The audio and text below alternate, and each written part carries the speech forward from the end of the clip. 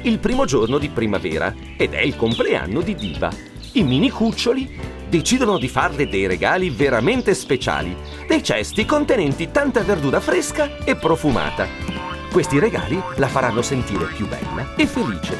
In realtà Diva non sa proprio che farsene di quelle verdure, ma dopo averci pensato un po' su, crede di aver trovato la soluzione. Comincia a mettersi al lavoro e ecco una bellissima collana e un paio di braccialetti di verdure. Ora si sente davvero più bella e felice, ma portatile e senza nome. Non sono affatto contenti che Diva abbia sprecato tutta la frutta e la verdura in quel modo.